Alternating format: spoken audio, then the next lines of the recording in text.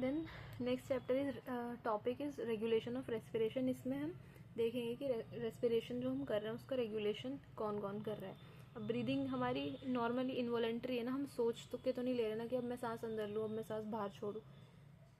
भले ही हमारी मसल्स हमारी कंट्रोल में है, बट वो एक रिदम में ब्रीदिंग चली जा रही है, हम बार बार सोच नहीं रहे उसके लिए। तो नॉर्मली हम कितना लेते हैं, 12 to 16 टाइम्स पर मिनट। पर अपनी विल से हम इसको इंक्रीज भी कर सकते हैं, डिक्रीज भी कर सकते हैं, डीप शैलो कर सकते हैं। इंस्पिरेशन की ड्यूरेशन हमारी कम होती है 2 सेकेंड, एंड एक्सपिरेशन की ज़्यादा ड्यूरेशन होती है 3 सेकेंड होती है। और जो इन्फेंट्स होते हैं उसमें ब्रीदिंग रेट हायर होता है than normal people, then adult. कितना होता है, 44 टाइम्स पर मिनट, इतना ज़्यादा होता है छोटे बच्चों में। तो सबसे पहले हमारा न्यूरल रेगुलेशन होता है। न्यूरल रेगुलेशन कौन करवाता है, हमारा रेस्पिरेटरी रिदम सेंटर हमारे मेडुला ऑब्लोंगाटा में प्रेजेंट होता है। रेस्पिरेटरी रिदम सेंटर, कुछ सेंटर्स और होते हैं इसके अलावा जो कि सिग्नल्स इस सेंटर को भेजेंगे, सबके सब इसी को फाइनली सिग्नल्स भेजते हैं कि कब इंस्पिरेशन करानी है, कब एक्सपिरेशन करानी है, और उसके अकॉर्डिंग ही चेंजेस करके इंस्पिरेशन या एक्सपिरेशन करवाता है, मसल्स को कॉन्ट्रैक्शन और रिलैक्सेशन करवाता है। फिर दूसरा हमारा है न्यूमोटैक्सिक सेंटर, ये हमारा पॉन्स में होता है। मेडुला ऑब्लोंगाटा में था हमारा रेस्पिरेटरी रिदम सेंटर, जो रेस्पिरेशन की रिदम को मेंटेन करके रखता है। जो नॉर्मल हम ब्रीदिंग हमारी चल रही है रिदम में, उसको वो रेगुलेट, उसको मेंटेन करता है। दूसरा हमारा न्यूमोटैक्सिक सेंटर है। न्यूमो का मतलब होता है एयर, मूवमेंट मतलब, टैक्सिक मतलब मूवमेंट। तो हमारा जो न्यूमोटैक्सिक सेंटर है ये पॉन्स में प्रेजेंट है। ये इसका काम क्या है, एक स्विच ऑफ सेंटर होता है। इंस्पिरेशन को रोक देता है थोड़ी सी देर के लिए, 1 to 5 सेकेंड्स के लिए। इंस्पिरेशन की ड्यूरेशन को ये डिक्रीज कर देता है, कम कर देता है। जो हमारा रेस्पिरेटरी रिदम सेंटर है उसके एक्शंस को मॉड्यूलेट करेगा, उसको सिग्नल भेजेगा। क्या करेगा ये, इंस्पिरेशन की ड्यूरेशन कम हो गई, अगर इंस्पिरेशन की ड्यूरेशन कम हो रही है, जब ब्रीदिंग की ड्यूरेशन कम होगी तो ब्रीदिंग जल्दी होगी ना, तो फास्ट ब्रीदिंग हो जाएगी, शैलो एंड फास्ट ब्रीदिंग होगी। मतलब टाइम कम हो रहा है तो रेट बढ़ रहा है, मतलब जल्दी जल्दी होगा, तो ब्रीदिंग रेट हमारी बढ़ा देता है हमारा न्यूमोटैक्सिक सेंटर। तो मान लो अगर एक न्यूमोटैक्सिक सेंटर हमारा हाइपर एक्टिव हो जाए तो क्या होगा, ब्रीदिंग रेट पे क्या इफेक्ट पड़ेगा, ऑफ कोर्स बढ़ जाएगी। और अगर हाइपो एक्टिव हो जाए, इनएक्टिव हो जाए, तो ब्रीदिंग रेट कम हो जाएगी। तो न्यूमोटैक्सिक सेंटर का काम क्या है, इंस्पिरेशन को इनहिबिट करेगा, थोड़ी सी देर के लिए रोक देगा और ब्रीदिंग रेट को बढ़ा देगा। न्यूरल रेगुलेशन में तो 2 सेंटर थे, मेडुला ऑब्लोंगाटा में था हमारा रेस्पिरेटरी रिदम सेंटर, और दूसरा हमारा पॉन्स में था न्यूमोटैक्सिक सेंटर। फिर एक थर्ड हमारी एक और रेगुलेशन होती है, केमिकल रेगुलेशन।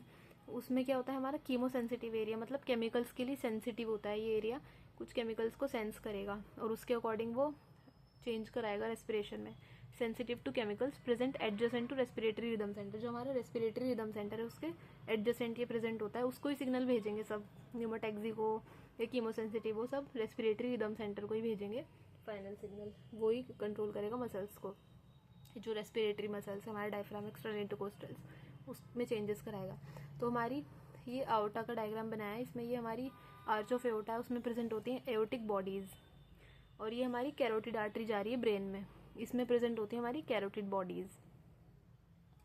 कैरोटिड बॉडीज़ और एओर्टिक बॉडीज़ ये हमारे कीमोसेंसिटिव होती हैं, ये हमारी सेंस करेंगी CO2 और H+ आयंस को। ऑक्सीजन को कोई सेंस नहीं करेगा, CO2 और H+ आयन को सेंस करती है हमारी ये। कीमो रिसेप्टर्स होते हैं इसमें प्रेजेंट आउटिक बॉडी और कैरोटिड बॉडीज में। आउटिक बॉडीज कहाँ प्रेजेंट है, हमारी एओर्टिक आर्च में। कैरोटिड बॉडीज हमारी कैरोटिड आर्टरी में प्रेजेंट है, नेम वाला ही आ रहा है, carotid bodies in carotid artery, aortic bodies in aortic arch. तो ये CO2 और H+ आयन की कॉन्सेंट्रेशन को सेंस करेंगे। जब CO2 H+ ज़्यादा होगा तो उसको निकलवाने के लिए डीप ब्रीदिंग करवाएंगी, ज़्यादा डीप एंड फास्ट ब्रीदिंग करवा देंगी। तो इसमें ये जो है हमारे CO2 H+ आयंस, इनके लिए सेंसिटिव होते हैं कीमो रिसेप्टर्स हमारे। और 2 टाइप के रिसेप्टर होंगे, पेरिफेरल और सेंट्रल। जो हमने ये वाली बॉडीज़ पढ़ी है, एओर्टिक बॉडीज़, कैरोटिड बॉडीज़, इसमें प्रेजेंट होते हैं पेरिफेरल वाले कीमो रिसेप्टर। इन बॉडीज़ में रिसेप्टर प्रेजेंट होते हैं जिन्हें हम बोलेंगे पेरिफेरल कीमो रिसेप्टर। इसके अलावा सेंट्रल कीमो रिसेप्टर भी होते हैं जो ब्रेन में ही होते हैं, मेडुला ऑब्लोंगाटा के पास सेंट्रल कीमो रिसेप्टर्स।